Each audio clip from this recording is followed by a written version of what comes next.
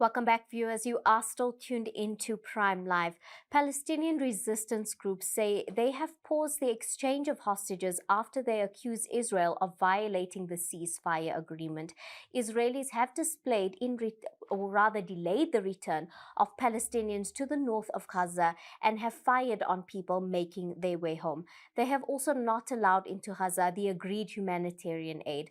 We are joined this evening by Khalid Vawda, who is from the Social Intifada and a leading pro-Palestinian activist. He joins us now to discuss this further. Assalamu alaikum, and thank you so much for joining us on Prime Live. Walaikum salam wa rahmatullah. Jazakallah khair for having me. Thank you so much for joining us. I think it's imperative that we have a conversation when it comes to the ceasefire agreement that, of course, is not being honored rather by Israel. But to start off our conversation this evening, talking about that ceasefire agreement, right? It is on a knife's edge, so to say, when it comes to the latest developments. Do you think that the ceasefire agreement will last or will actually stay in effect? And do you feel that Israel will actually honor the agreement? Israel's track record speaks volumes. Every single ceasefire agreement through previous aggressions by Israel, where the resistance have forced them into compromise, into striking an agreement, every single one Israel has broken. So if we're going by their history and their track record, nobody honestly expects this particular ceasefire to hold. We want it to, everybody wants it to, because the people of Gaza deserve that. But given the fact that Israel are not genuine partners for and I love to use the word peace because I think it's a bit of a cliche, but Israel are not genuine partners for wanting to let the Palestinians have a life and a state of their own and some semblance of justice. And we're seeing that through the aggressions that have been taking place. Now, we know that President Donald Trump is now in seat as the president of the United States. And of course, this changes the discourse. He's had a lot to say when it comes about Gaza, when it comes to Palestine. And do you think that his influence can kind of influence Israel not to honor the ceasefire agreement? I think the worst thing that could have happened, not that Biden was any great, but Trump has basically given Israel carte blanche. If we've been following the media recently over the last week and a half, and even before he came into office, if you recall back to around the middle of the genocide, his son-in-law, Jared Kushner, was quoted as saying that Gaza is kind of prime real estate. You know, it's something that could be developed. So there were plans afoot some time ago where they had the designs on Gaza. I think now we're seeing with the people that Donald Trump has surrounded himself with, extreme right-wingers, complete headbangers. Donald Trump himself is somebody who's unhinged. The people he's appointed to Israel, the ambassador to the United Nations, they don't even believe in the existence of the word Palestine.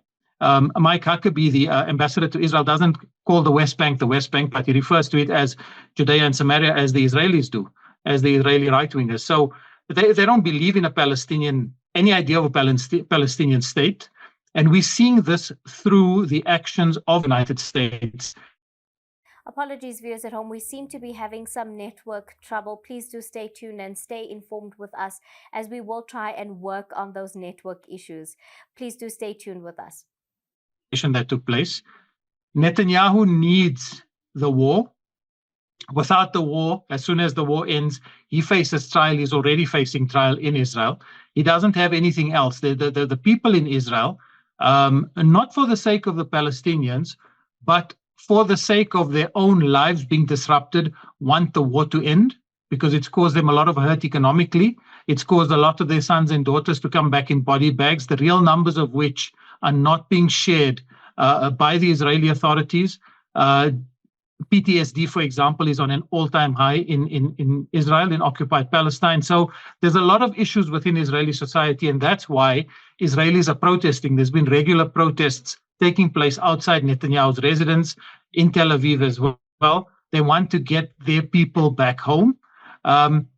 Israel was never an honest partner in this from the beginning. So recently, even Qatar have been putting pressure on Israel publicly to say you are not keeping to your side of the agreement. All Hamas want is for Israel to honor the agreement. And the agreement was exchange of captives periodically, In return, Israel would allow aid into Gaza, which has not been happening. We know it's winter now. We know the conditions are really, really bad. The people in the north have returned to their homes on rubbles, and as defiant and as honorably courageous as they are in the north of Gaza, they have no homes to live in. So one of the conditions of the ceasefire was that temporary shelters would be allowed in, tents would be allowed in, blankets would be allowed in, the increase of food aid, medical aid, all of these things would be allowed in, all of which Israel has been withholding.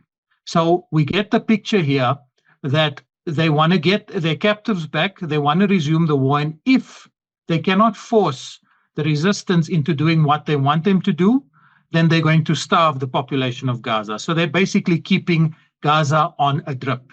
They're keeping the population of Gaza on life support.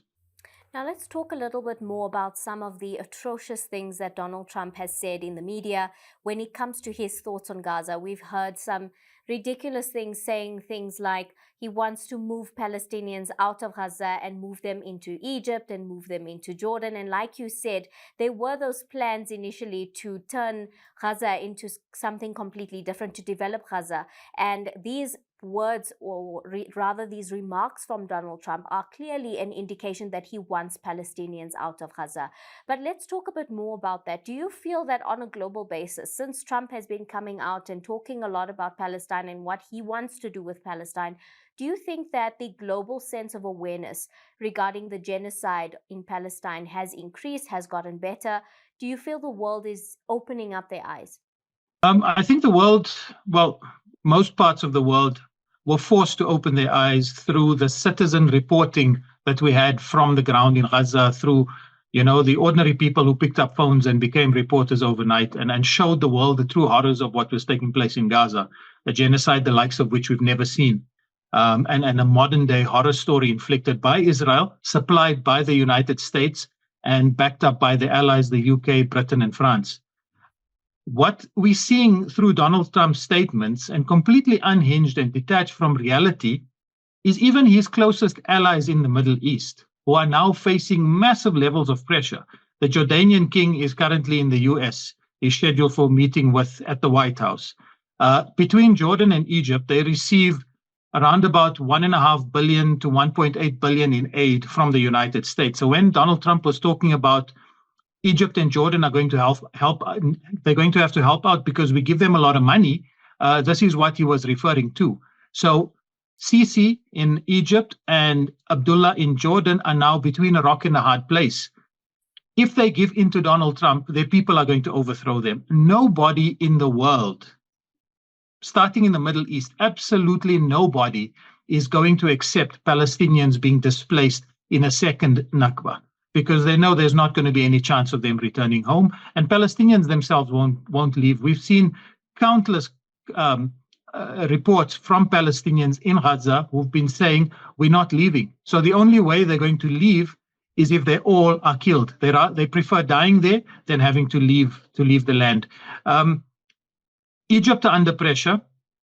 Jordan is under pressure. It's going to change the demographics in those respective societies as well, if this does take place. So not only is it detached from reality, but it's also impractical. It's not practical to move a population of 2 million people into another land. And this is exactly what Netanyahu wants.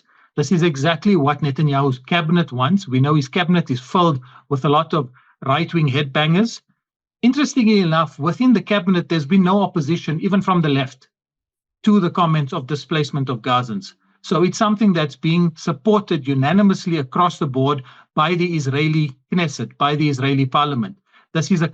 Apologies, viewers at home. We are having some network trouble. Please do stay tuned and stay informed with us. Obviously, where now, Jim? Yes, sorry, you broke off for a little, but I can hear you loud and clear. Okay, perfect. Thank you for sharing those observations with us, as well as that bits of information. I think it's very important for our viewers at home to be able to understand, the bigger picture on what Netanyahu, as well as together with President Donald Trump, are actually planning, and where the foresight is coming from for them to want to remove Palestinians and move them into Jordan and Egypt. It is absolutely for their own gain, and like you said, for a second Nakba to take place. But of course, we know the resilience and the strength of the Palestinian people, and they will never allow for something like that to take place. But in closing, can you share, when it comes to Social Intifada, are there any campaigns or any events that we can look forward to, or that our viewers can keep in touch with? And if, before you go, if you can please also share the social media handles and details of Social Intifada, so our viewers at home can also keep their eyes peeled on your social media platforms and stay in touch and stay informed. Sure. Before that, if I may, just I think it's important to touch on what's happening in the West Bank. If I can just steal a minute of your time. So we know the genocide shifted to then, over the last three and a half weeks, there's been massive incursions and military aggression by the Israelis into Jenin, into Tulkarm, and into Tubas. Jenin's hospital is besieged, the main government hospital. The Tulkarm government hospital is besieged. The courtyard, like was done in Gaza, is being used as a military barracks by the Israeli army. There have been over 33 shuhada in the West Bank. The UN has estimated 40,000 people in Jenin displaced in the last 3 weeks. 40,000 people. That's 90% of the population of Jenin. You probably saw in the news 2 days ago, 23-year-old Sundus Shalabi, who was 8 months pregnant, was killed, and they couldn't manage to save a fetus either. Her husband was severely injured as well. So the aggressions are continuing. There are 920 checkpoints in the West Bank. Villagers wake up in the morning to find a gate at the entrance of the village. So all life ceases for them. They cannot move in or out. There's no exchange of economy. They can't go to school, university, to work, etc. So the infrastructure destruction is on a massive scale in the West Bank, and we all need to ensure that we keep our eyes on the West Bank to know what's going on, to create awareness and to account. Social Intifada's work, we do have a few projects outlined for the year, inshallah. We had a successful inaugural youth event last year, which we're hoping to build on this year. And there's potentially a convention lined up on Palestine. More will be forthcoming on that through our social media feeds. We are looking to engage the youth as well in projects for the youth. We're looking at social media incubation programs for those who are interested in becoming more active on social media in a positive way, to be able to use their voice, their artistic skills, their creative skills. And we're always looking for people who have fresh ideas, who have enthusiasm, and who want to offer their time as sacrifice to assist in the cause. So you're more than welcome to get a hold of us through our Instagram handle at Social Intifada. It's one word. You might have an issue with the Instagram algorithms because we do get blocked from time to time, but it's Social Intifada, one word, at before that. And you can contact us through there. Khalid, thank you so much for joining us this evening. I think this was a very insightful conversation. I think you shared a lot of information, not just about Gaza, but also about the struggles of the people in the West Bank as well. And we know now that despite the ceasefire agreement, they're absolutely not being held, or rather held from the Israeli point of view. But thank you so much for joining us this evening, as well as for sharing with us. It's a pleasure. Jazakallah khair. Viewers at home, that was Khalid from the Social Intifada. Please do keep your eyes peeled on all their social media platforms. If you don't follow them, please do go and give them a follow on their social media handles to stay peeled and informed when it comes to any campaigns or projects that they might be having. As Khalid said, they're always looking for people to collaborate with and work with. And if you would like to, please do get in touch with them on their social media platforms.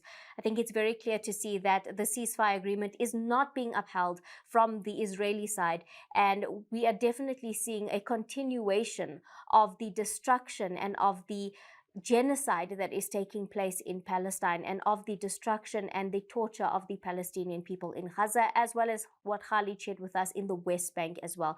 We must always continue our fight for the liberation of the people of Palestine. But please do share your thoughts and your comments with us on our social media platforms, and don't forget to follow the Social Intifada on their social media platforms. But on that note, it is time for us to head over to an ad break, and we'll come right back.